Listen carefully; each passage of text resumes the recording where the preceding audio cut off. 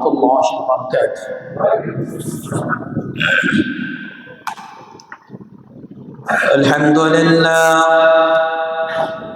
الحمد لله الذي هدانا لخير الأديان وما كنا لنهتدي لولا أن هدانا الله وأكمل لنا ديننا وأتم علينا نعمته ورضي لنا الإسلام دينا فلا نعبد ولا نستعينه إلا إياه ألف بين قلوب أهل الإيمان فأصبحوا بنعمته إخوانا ونشهد أن لا إله إلا الله وحده لا شريك له ونشهد أن سيدنا وسندنا ونبينا وشفيعنا وحبيبنا وحبيب ربنا وطبيبنا وطبيب قلوبنا وأولانا ومولانا محمدا عبده ورسوله الذي أرسله الله تعالى كافة للناس بشيرا ونذيرا وداعيا إلى الله بإذنه وسراجا منيرا أما بعد فأعوذ بالله من الشيطان الرجيم بسم الله الرحمن الرحيم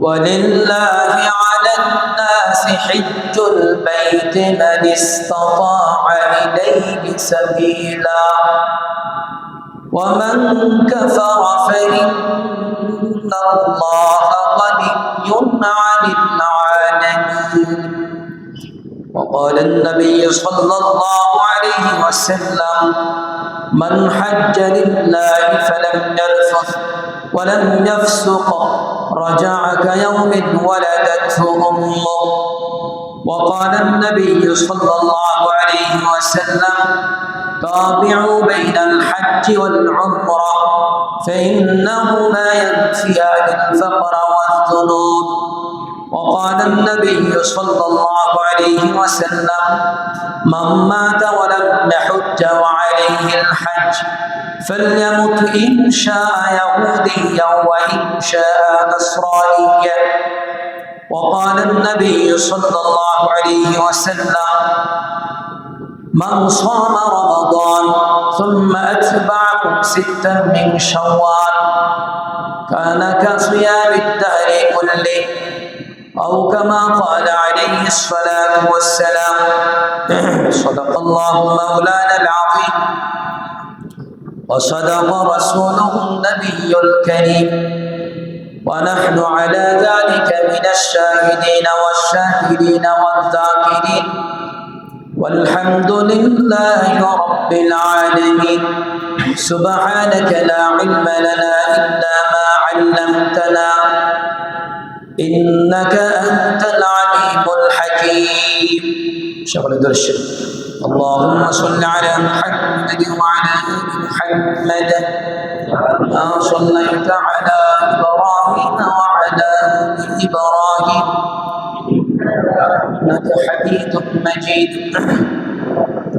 اللهم بارك على محمد وعلى آل محمد كما باركت على إبراهيم وعلى آل إبراهيم إنك حميد مجيد صدقت يا رب العالمين উপস্থিত ইমানি ভাইরা, আল্লাহ সুবহানাহু ওয়া তাআলা আলিশান মহান দরবারে বিনয়ের সাথে অবনত মস্তকে হৃদয়ের গভীর থেকে শুকরিয়া জ্ঞাপন করছি যে মহান আমাদেরকে রমজানে একদম শেষ প্রান্তে শেষ জুমায় আল্লাহ আমাদেরকে তার মহান দরবারে তার পবিত্র ঘর মসজিদে আমাদেরকে আল্লাহ জুমার নামাজ আদায় করার লক্ষ্যে সমবেত একত্রিত হওয়ার আল্লাহ তৌফিক দিয়েছেন, পরে সাম করে। এই জন্য সকলেই দিল থেকে একবার মহাব্বতের সাথে উচ্চ আওয়াজে বলে আলহামদুলিল্লাহ। আজকে শেষ জুমায় দুই তিনটা বিষয়ে আলোচনা করব সংক্ষিপ্ত আকারে ইনশাআল্লাহ। প্রথমত হলো সদকায়ে ফিতর, যেটা আমাদের কাছে সুপরিচিত ফিতরা নাম আমাদের কাছে পরিচিত, কিন্তু মূলত নাম হলো সদকায়ে ফিতর। সদকায়ে ফিতর এটা আমরা ফিতরা নামে বলে থাকি। এই ফিতরা সম্পর্ক হলো রমজানের শেষের দিকে। পবিত্র সদকায়ে ফিতর বা আমরা ফিতরা যেটাই বলি, ইসলামের শরিয়াতে এটি একটি ওয়াজিব ইবাদত। ফিতরা ইসলামের শরিয়াতে একটি ওয়াজিব ইবাদত। সদকায়ে ফিতরের অন্তর্নিহিত উদ্দেশ্য হচ্ছে ঈদের খুশিতে গরিব শ্রেণী মানুষদেরকে শামিল করে। কারণ নামাজের পূর্বে, ঈদের নামাজের পূর্বে যখন অভাব অনাহারী দুঃস্ব লোক, অভাবী নিঃস্ব লোক যখন তারা কিছু পায়, তখন সেটা তাদের জন্য আনন্দ হয়ে দাঁড়ায়। এটা হলো সদকায়ে ফিতরের অন্তর্নিহিত উদ্দেশ্য। অন্যদিকে বিবেচনা করলে ফিতরা বা সদকায়ে ফিতর এটা রোজা, যাকাত। রোজা, ফিতরা, যাকাত। যাকাত যেমন মানুষের ধন সম্পদকে পবিত্র করে, ফিতরাও রোজাকে পবিত্র করে। আমরা মানুষ বলতেই ভুলে জর্জরিত। আমরা আদম সন্তান, ভুলের ঊর্ধ্বে নয়। আমাদের রোজা 100% পুঙ্খানুপুঙ্খভাবে হয়। রোজাতে আমাদের ভুল ত্রুটি হয়। রোজা 100% সহিভাবে আদায় করার ক্ষেত্রে আমাদের 2% আমাদের দ্বারা হয় না। আমাদের রোজাতে যে ভুল ত্রুটি বিচ্যুতি হয়, এগুলো ক্ষতিপূরণ করে হলে সদকায়ে ফিতর। এই জন্য বলা হয় ফিতরা হলো রোজার যাকাত। এখন কথা হলো যে ফিতরা কার উপর ওয়াজিব বা কাদের উপর ওয়াজিব, কাদেরকে দেওয়া যাবে না, কাদের পক্ষ থেকে দিতে হবে। দেখেন, ফিতরা যাকাত যার উপর ওয়াজিব, ফিতরাও তার উপরে ওয়াজিব। এটা হলো সংক্ষেপে। এটার সংক্ষিপ্ত ব্যাখ্যা হলো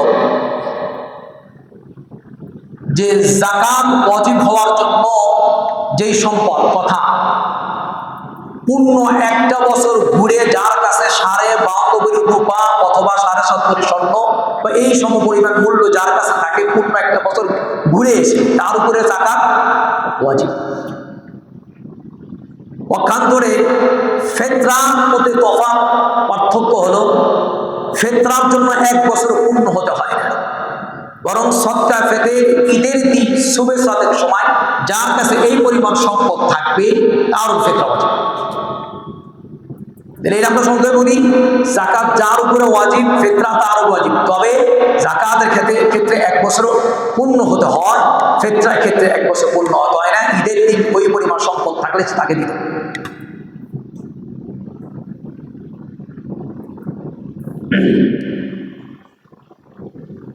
ফিতরা ক্ষেত্রে যেমন যাকাতের ক্ষেত্রে সব কিছু মূল্য ধরা হয় না, কিছুটা পার্থক্য আছে।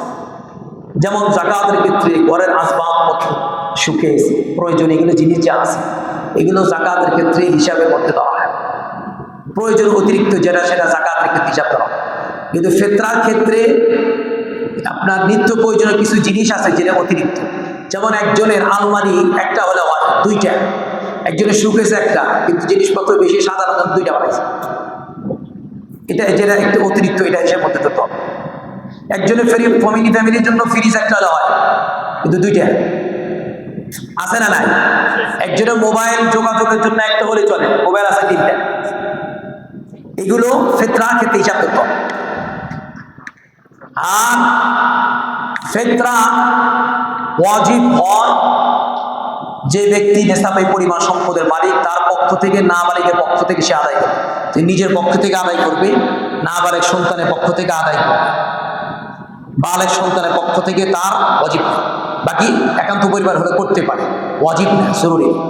স্ত্রী পক্ষ থেকে আদায় করা জরুরি, তাকে করতে পারে স্ত্রীর অনুমতি, কারণ স্ত্রীর নিজেরই তো ওয়াজিব। কারণ তাকে যে আপনি মহারানার যে মালিক বানাচ্ছেন, আপনি মহারানা দেন না সেটা ভিন্ন জিনিস, কিন্তু আপনার উপর তো ফরজ বিধান এখনো রয়েছে। সে যে মোহরের টাকার মালিক, এইটার কারণে তার ফিতরা ওয়াজিব। বা তার যে স্বর্ণ আছে, এখন কথা হলো যে মোহরের টাকা যদি নগদ থাকে সেখান থেকে সে দিবে ফিতরা। আর যদি না থাকে, স্বর্ণ কিনে ফেলছে, ব্যবহার করতেছে, তাহলে সেই ক্ষেত্রে স্ত্রী তো একটা মাসিক খরচ আছে স্বামীর পক্ষ থেকে, আছে না নাই, সেখান থেকে সে কিছু নিয়ে ওখান থেকে আস্তে দিয়ে দেবে, তাহলে দিল আস্তে আস্তে মাসিক খরচ থেকে সে কেটে। কিন্তু তার উপরে ওয়াজিব, শরিয়াত ইসলাম বলেছে তাকে দিতে হবে। এবং ফিতরা যার উপরে ওয়াজিব, ওই ব্যক্তি অসুস্থ হোক আর সুস্থ হোক, মুসাফির হোক মুকিম হোক, সফর অবস্থা হোক বা সফরের বাইরে হোক বা এলাকায় থাকুক, রোজা থাকুক আর নাই থাকুক, যার ওই পরিমাণ সম্পদ থাকবে ঈদের দিন, তাকে ফিতরা দিতে হবে। রোজা থাকা না থাকার সাথে কোনো সম্পর্ক নেই, এটা আশা করি স্পষ্ট হয়ে গেল। অনেকের এটা প্রশ্ন বা দ্বিধা আছে। এরপরে কোন শিশু সন্তান ঈদের রাত্রে সুবে সাদেকের পূর্বে যদি জন্মগ্রহণ করে, তার ফিতরা দিতে হবে পিতার পক্ষ থেকে। যদি সুবে সাদেকের পরে জন্মগ্রহণ করে, তাহলে তার ফিতরা ওয়াজিব। সেম কোন ব্যক্তি যদি ঈদের রাত্রে সুবে সাদেকের পূর্বে মারা যায়, তার ফিতরা ওয়াজিব। যদি ঈদের সুবে সাদেকের পরে মারা যায়, তাহলে তাকে দিতে হবে, কারণ সে সময় পেয়েছে, দেয় না। এরপরে পূর্বে মূলত হলো ফিতরা হলো, যেহেতু ঈদের দিন সুবে সাদেকের সময় দেওয়া, বাকি ঈদের নামাজের পূর্বে দিয়ে দেওয়াই উত্তম। আগে দিলে এর দ্বারা গরিব অসহায় মানুষগুলো তারা আনন্দে কিছুটা হলেও তারা শরীক হবে বা আনন্দিত হবে। বাকি পরেও দেওয়া যাবে। আবার কেউ যদি অনাদায়ী থাকে, যে দেয়ই না, তবুও তার উপরে আবশ্যকীয় থেকেই যাবে, তাকে দিতেই হবে। এটা ওয়াজিব আমল, তার থেকে কোনো সুকুত, কোনো ধরনের ডিলেট হবে না, দিতে হবে না। ঠিক যাকাতের ক্ষেত্রে, যাকাতের আলোচনাও করেছি, যাকাতের ক্ষেত্রে আপনি যাকাত যে কয় বছরে যাকাত দেন, আপনাকে দিতে হবে। নামাজ যেমন ফরজ, হজ যেমন ফরজ, আপনি যাকাতও ফরজ, আপনাকে দিতে হবে। কারণ এটা হলো গরিবের হক, আপনার কাছে আছে, আপনি গরিবের কাছে দিন। এরপরে এখন কথা হলো ফিতরা কাকে দেওয়া, তাদেরকে দেওয়া যাবে না, এটাও সংক্ষিপ্ত আকারে বলা হয়। যাকাত যাদেরকে দেওয়া যাবে, ফিতরা তাদেরকে দেওয়া যাবে। যাকাত যাদেরকে দেওয়া যাবে না, ফিতরাও তাদেরকে দেওয়া যাবে। আবার একটু স্মরণ করে দিই, ওই যাকাতের আলোচনার মধ্যে বলেছি, যেমন যাকাত দেওয়া যাবে না নিজের স্ত্রী, স্বামী স্ত্রী একে অন্যকে যাকাত দেওয়া যাবে, স্বামী স্ত্রী একে অন্যকে ফিতরাও দিতে পারে। মা বাবা, দাদা দাদি, নানা নানি, উপরে সিঁড়িতে যত আছে, এদেরকে যেমন যাকাত দেওয়া যাবে না, ফিতরাও দেওয়া যাবে।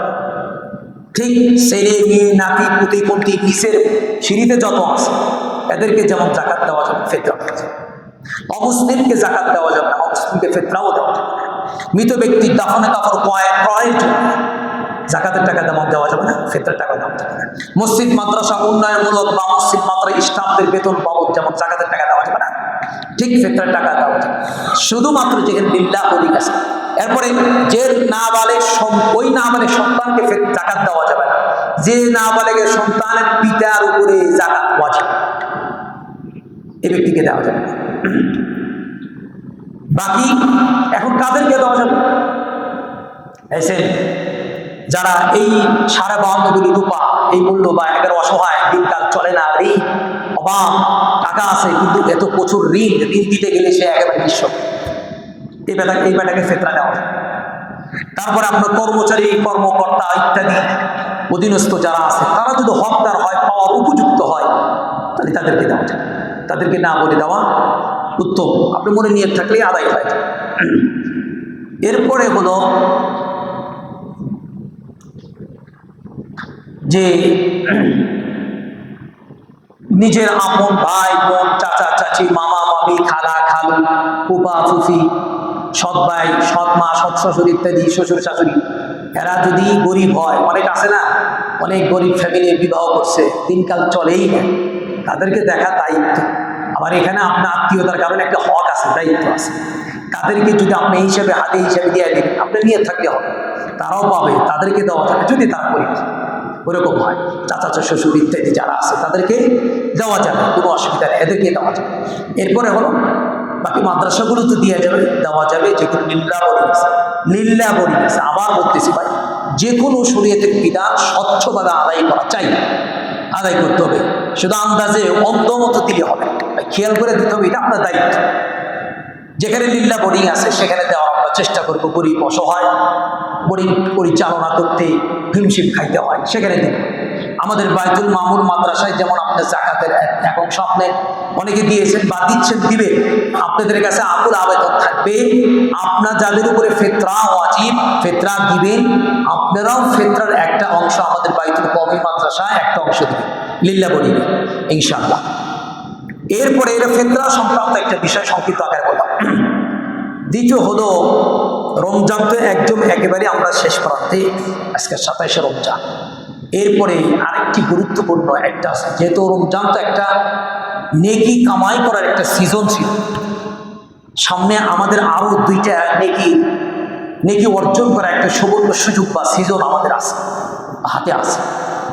একটা হলো সামনে যেহেতু রমজানের পরে হলো পবিত্র শাওয়াল মাস, পবিত্র শাওয়াল মাস। শাওয়াল মাসে 6টা রোজার ব্যাপারে হাদিসের মধ্যে আছে, মুসলিম শরীফের হাদিস।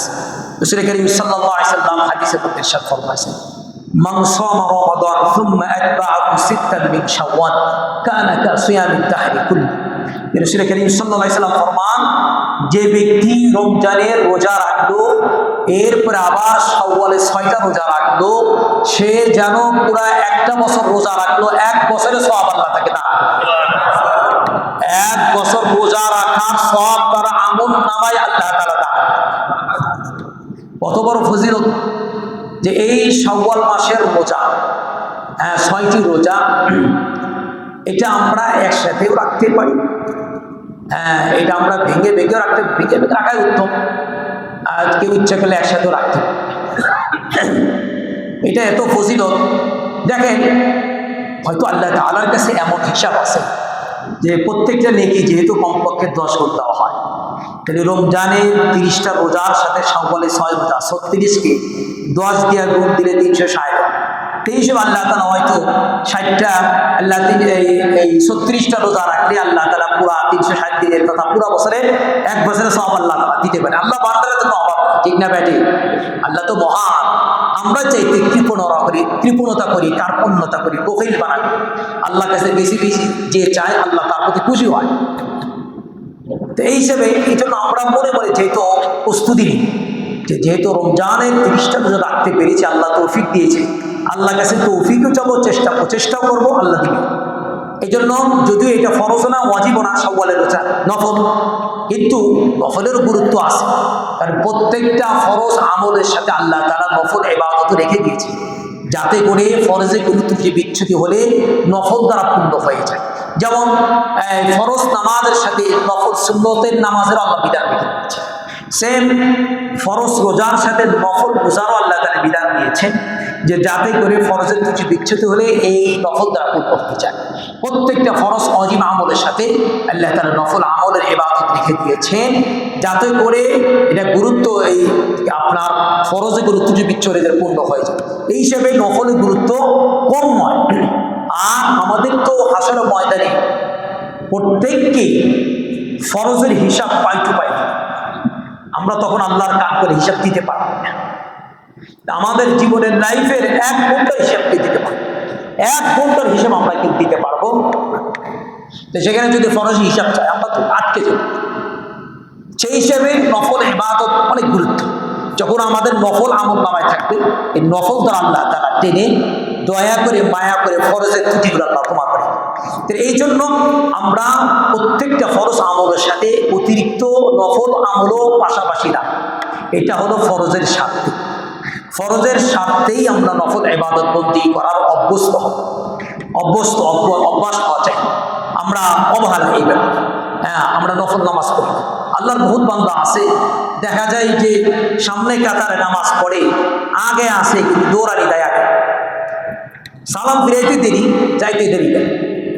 এই জন্য মসজিদের সবচেয়ে শান্তির কেন্দ্র, রহমতের কেন্দ্র, এখানে ছটফট একান্ত জরুরি কাজটা ভিত্তি জিনিস।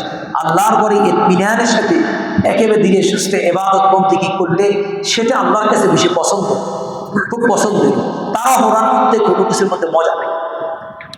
এই জন্য আমরা শাওয়ালে এই 6টা রোজা আমরা আমল করবো, আমলের নিয়তে আমরা প্রস্তুত নিব ইনশাআল্লাহ। আল্লাহ আমাদের সকলকে, যাদেরকে তৌফিক দিয়েছে রমজানের রোজা, এই রমজানের রোজার সাথে শাওয়ালের 6টা রোজা রাখার তৌফিক দান করে।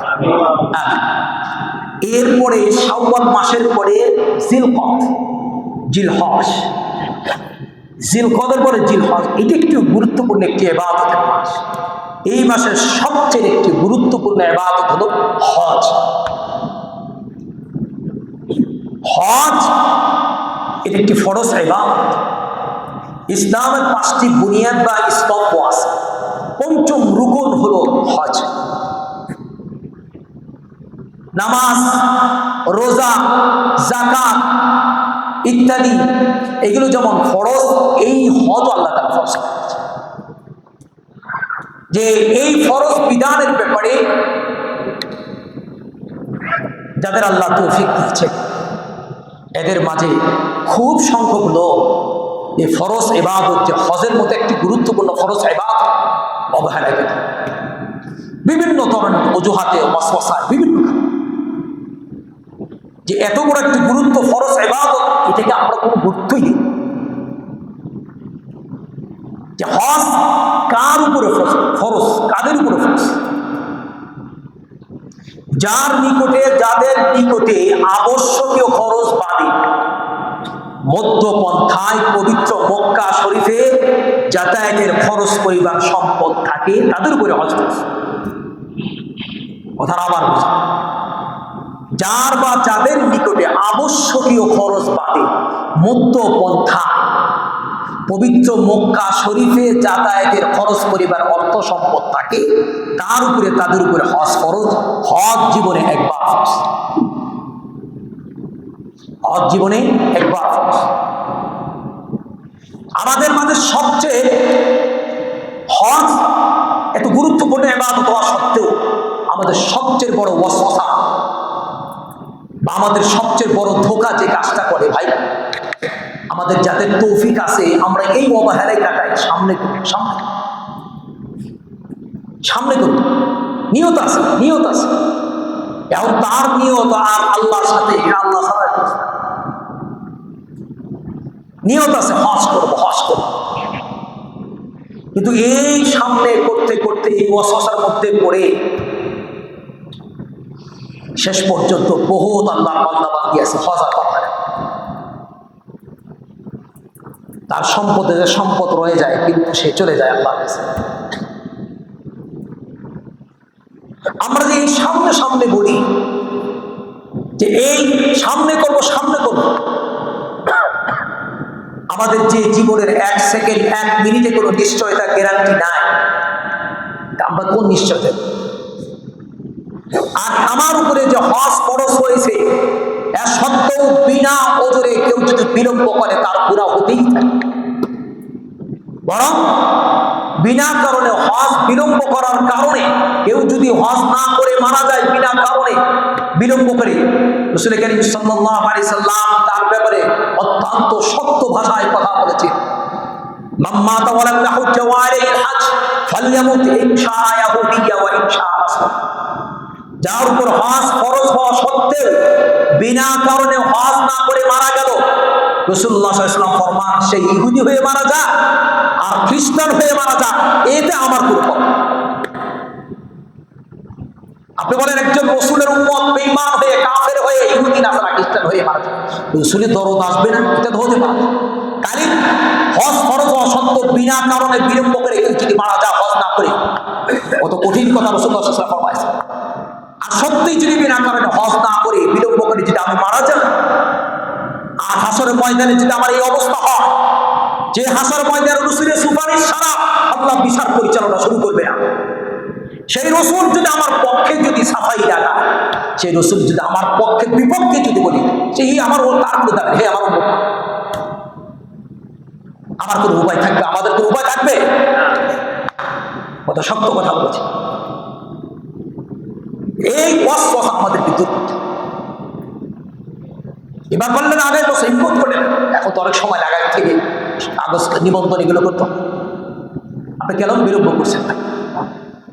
আপনি হজ করতে যে টাকা, এমনও হতে পারে আপনি হজ করছেন না, হজের টাকাটা আপনি যেভাবে হোক জমা রেখে করতেছেন, আল্লাহ তো আপনাকে এমন বিপদে দিতে পারে এর চেয়ে 3 গুণ টাকা আল্লাহ দিতেও জানেন নিতেও জানেন। মহান তিনি, মহান, তার কারিশমা বোঝার কারো শক্তি নেই, তার কুদরত বোঝার কারো শক্তি নেই। কেন আমরা বিলম্ব করছি? এরপরে আরেকটা ওয়াসওয়াসা, অনেক সময় হজ ফরজ হওয়া সত্ত্বেও ছেলে মেয়ে যদি বিবাহের উপযুক্ত হয় বা ছেলে মেয়ে বিবাহ দিয়ে তারপরে যায়, এই কারণে হজকে আমরা পিছিয়ে যাই।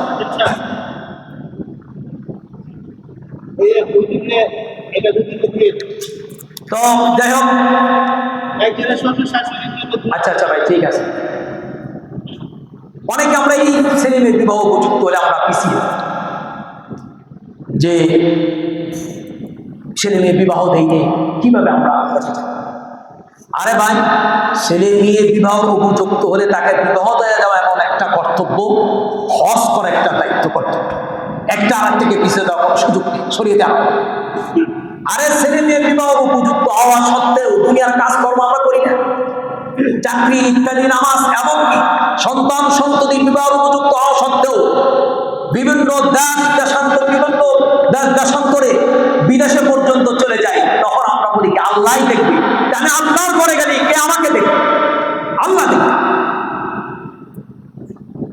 তখন তো বলেন যে অমুকে ব্যবস্থা হয়, ঠিক আল্লাহ ব্যবস্থা করবেন। এগুলো কারণ আমরা আবার অনেকেই এই ওয়াসওয়াসার মধ্যে আমরা ভ্রান্ত ধারণা করতে পারি যে পিতা মাতা হজ করে যায় ইয়াঙ্কি ব্যাপার। আরে ভাই, সম্পদ যার উপরে থাকবে, যিনি মালিক হবে তার উপরে যাকাত, যেমন সম্পদের সাথে সম্পদ, যার সম্পদ থাকবে তার উপরে যাকাত ফরজ। ঠিক হজের ক্ষেত্রে যার কাছে সম্পদ এই পরিমাণ থাকবে তার উপরে হজ ফরজ। আপনার পিতা মাতার নাই, থাক হজ ফরজ না। এই একটা আরেকটা আমলের সাথে কোনো ধরনের মিলিয়ে বিলম্ব করা কষ্ট। আর একজন নামাজ পড়েন না, তাই বলে আপনি নামাজ পড়বেন, এটার সাথে কোনো সম্পর্ক। আপনার উপর হজ ফরজ হয়েছে, আপনি কি করতে হবে? আর হজ করলে সম্পদে কোনোদিনই আমাদের মধ্যে একটা অসচা আরেকটা আছে, এত টাকা চলে যাবে, টাকা পয়সা তো সব কমে যাবে, বিশাল, এখন তো বেশি টাকা।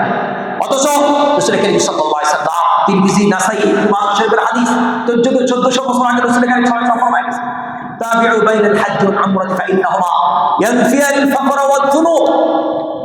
তোমরা লাগাতার হজ উমরা করতে থাকো, এতে তোমাদের গুনাহ মোচন হবে এবং তোমাদের সম্পদেও বরকত দিবেন কে? আল্লাহ। পৃথিবীতে এমন কোন দৃষ্টান্ত নাই যে হজ উমরা করছে সে ফকির হয়ে গেছে, এমন উপমা নাই। রাসূলুল্লাহ সাল্লাল্লাহু আলাইহি ওয়াসাল্লাম বলছেন সম্পদে বরকত। বরং কেউ যদি হজ ওমরা একবার করবে, করে আসে, তার মনে আবার দ্বিতীয়বার আল্লাহর ঘর বাইতুল্লাহ শরীফ জিয়ারত, নবীজি সাল্লাল্লাহু আলাইহি ওয়াসাল্লাম রওজা মুবারক জিয়ারতের জন্য আত্মহারা হয়ে পাগল হয়ে থাকে, আবার যাওয়া, আবার সে টাকা বন্দোবস্ত করার ফিকির। সুতরাং হজ ওমরা করতে সম্পদের বরকত বাড়ে, কমে না। এছাড়া রাসূলুল্লাহ কারীম সাল্লাল্লাহু আলাইহি ওয়াসাল্লাম হজের ব্যাপারে যে ফজিলত বলেছেন, মান হাজ্জা লিল্লাহ ফালাম ইয়ারফুত ওয়া লাম ইয়াফসুক রাজা'a কায়ওমা ওয়ালাদাতহু উম্মুহু। রাসূল কারীম সাল্লাল্লাহু আলাইহি ওয়াসাল্লাম বলেছেন, যে ব্যক্তি আল্লাহর উদ্দেশ্যে, আল্লাহর সন্তুষ্টির, আল্লাহর রিজামন্দির জন্য একমাত্র হজ করে, সে যেন নবজাতক শিশু, নিষ্পাপ শিশু হয়ে যেন সে বাড়িতে ফিরে আসে। এত বড় ফজিলত কথা বলছে যে সে যেন নিষ্পাপ হয়ে ঘরে চলে আসে। আর আমাদের ভারত উপমহাদেশে, বাংলাদেশ, পাকিস্তান, ভারত, আমাদের এইগুলো দেশের সাধারণ মানুষের মধ্যে এটা একটা ভুল ধারণা, সবচেয়ে একটা বড় অভ্যাস। আমাদের যখন বয়স হয়ে যায় তখন আমরা হজ করি। মানে আমাদের সম্পদ থাকা সত্ত্বেও জ্ঞান বা যুবক যুবতী বয়সের যদি আমাদের সম্পদ থাকার পর আমরা যাইতে চাই, চিন্তা করি এত অল্প বয়স হজ করে আসলে এত তাড়াতাড়ি ভালো হলে চলবে? মিল ফ্যাক্টরি, ইন্ডাস্ট্রি কর্মচারী এদেরকে গালাগালি করবে কেনা? আমরা মনে করি হজ করে এসে একদম বসে ইবাদত বন্দেগী কোনো কাজ করা যাবে। আরে ভাই, হজ যেমন ফরজ, নামাজ যেমন ফরজ, নামাজ পড়ে যেমন অন্যান্য কাজ করা যায়, হজ করে এসেও সব ধরনের হালাল বৈধ কাজ করা যায়। বরং যারা গেছেন জানেন যে হজের কঠিন আমল, এখন এত প্রযুক্ত হওয়া সত্ত্বেও যারা যুবক তারই হিমশিম খেয়ে যান। আর যখন আপনি 65, 60, 70 বছরে যাবেন, আপনি তো এমনিতে একটা পুরা মেন্টাল ছিল, কঠিন। যত আপনি অল্প বয়সে যাবেন তত হজের আমল করতে মজা পাবেন, মজা পাবেন। বিশেষ করে দেখেন না যে মুজদালিফা, মিনায় শয়তানকে কঙ্কর মারা হয়, পাথর মারা, সেখানে কি একটা বিষয়। তারপরে তাওয়াফের ক্ষেত্রে এখানে কি পরিস্থিতি। এই জন্য ওই সমস্ত মুরমা আমাদেরকে মাথা থেকে ঝেড়ে ফেলে দিতে হবে, ওয়াসওয়াসা সব ফেলে দিতে হবে, আল্লাহর ফরজ বিধানকে পালন করতে হবে। এইটাই ফরজ বিধান যদি পালন না করে আমি দুনিয়া থেকে চলে যাই, তাহলে রাসূলুল্লাহ সাল্লাল্লাহু আলাইহি ওয়াসাল্লাম সে হাদিস অনুযায়ী আমাকে আল্লাহর দরবারে কাঠগড়ায় দাঁড়াইতে হবে। রাসূল আমার পক্ষে থাকবে, রাসূল আমার পক্ষে থাকবে না, রাসূল আমার পক্ষে সুপারিশ করবে না। রাসূল যদি হাসরের ময়দানে আমার থেকে যদি বিমুখ হয়ে যান, মুখ ফিরিয়ে দেয় আমার। এই জন্য এখন থেকে সংকল্প করে, প্রতিজ্ঞা করে, সুদৃঢ় পরিকল্পনা করেন এবং হিম্মত করেন, পাকা পুক্ত নিয়ত করে যে আল্লাহ আমাকে তৌফিক দিয়েছেন, এবছর হল না, আগামী যাবো। আপনি যা ভুল করছেন আল্লাহ কাছে আপনি হজের পাকা পুক্ত নিয়ত করে ফেলেন। এই জন্য হজের জন্য পাকা পুক্ত নিয়ত করলে কোনো ধরনের বাধা আসে না, বরং রাস্তা আল্লাহ কোথাও। এই জন্য আল্লাহ রাব্বুল আলামিন পবিত্র কোরআনুল কারীমের মধ্যে ফরমায়েছেন, ওয়ালিল্লাহি সূরা আল ইমরানের 97 নম্বর আয়াতে কারীমে ফরমান, ওয়ালিল্লাহি আলান নাস হিজ্জুল বাইতি মান ইসতাতা ইলাইহি সাবিলা ওয়া মান কাফারা ফা ইন্নাল্লাহা গানিয়্যুন আনিল আলামিন। হজ একমাত্র আল্লাহর জন্য করতে হবে, হজ একমাত্র আল্লাহর জন্য করতে হবে। যাদেরকে আল্লাহ তৌফিক দিয়েছে, হজ এটা একমাত্র আল্লাহ সন্তুষ্টির জন্য করতে হবে। এরকম পাকাপোক্ত যদি নিয়ত করে যে আল্লাহ আমি তোমাদের আজ খুশি করার জন্য তোমার ঘর দেখতে যাব, তোমার দরবারে হাজিরি দেওয়ার জন্য আমি যাচ্ছি, তোমার দরবারে আমি হাজিরি, লাব্বাইক আল্লাহুম্মা লাব্বাইক, আমি তোমার দরবারে হাজিরি দেওয়ার জন্য যাচ্ছি তোমার সন্তুষ্টির জন্য, তাহলে কোনো ধরনের অস্ত্র সামনে।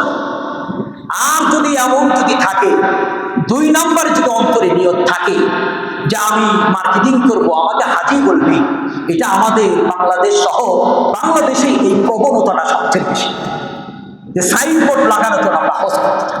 এই জন্য দেখা যায় যে হজের পূর্বে সুদ, ঘুষ, অন্যায়, অপকর্মের মধ্যে যেমন লিপ্ত ছিল, হজের থেকে এসেও আরো বেশি জড়িয়ে পড়ে।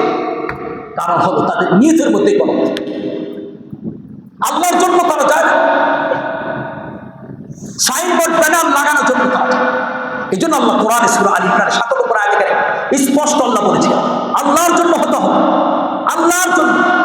তোমাকে মানুষ হাজি হাজি বলবে, এই সমস্ত উপাধি বাহবা পাওয়ার জন্য তুমি যাবে, আল্লাহর জন্য, আল্লাহর জন্য। তোমার রাস্তা থেকে। আল্লাহ তাআলা আমাদেরকে পবিত্র হজ ফরজ বিধানটা পালন করার তৌফিক দান করেন।